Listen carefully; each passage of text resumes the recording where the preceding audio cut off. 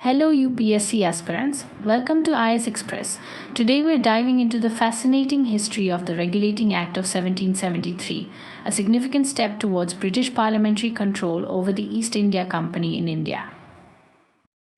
The Regulating Act, or the East India Company Act of 1772, was an act of the Parliament of Great Britain. It aimed at improving the management of the company's rule in India and took a monumental first step towards centralizing administration in India under parliamentary oversight.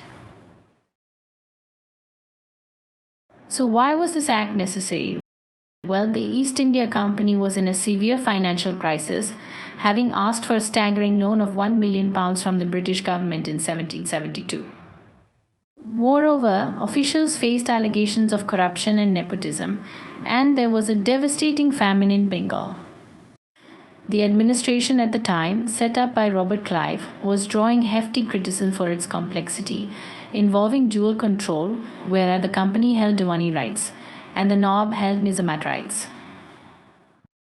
The defeat against Mysore's Hyder Ali and escalating lawlessness further underscored the need for regulatory intervention.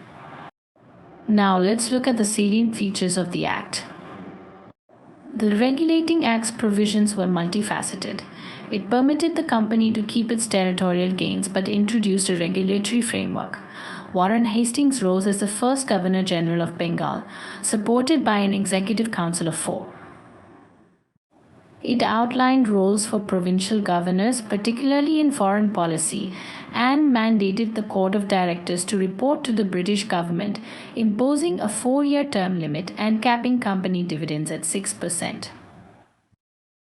A monumental step was the establishment of the Supreme Court at Fort William, Calcutta, with Sir Elijah MP as its first Chief Justice, holding civil and criminal jurisdiction over British subjects, albeit not over Indian natives. The Act also took strides in anti-corruption, barring company employees from accepting gifts or engaging in personal trade. However, the Act had its share of drawbacks. The Governor General lacked veto power. It failed to address the concerns of the Indian populace paying revenue to the company. It didn't effectively curb corruption.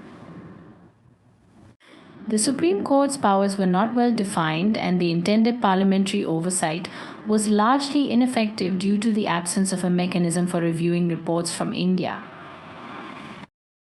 As fascinating as this piece of legislation is, it's just the beginning. Stay tuned for our next video on the India Act of 1784, where we'll explore how the British governance in India evolved. Visit isexpress.net to read interactive mind map notes of general studies, current affairs, as well as optional subjects. Don't forget to like, share, and subscribe to IS Express for more insightful content tailored for you aspirants. Stay cheerful and study hard.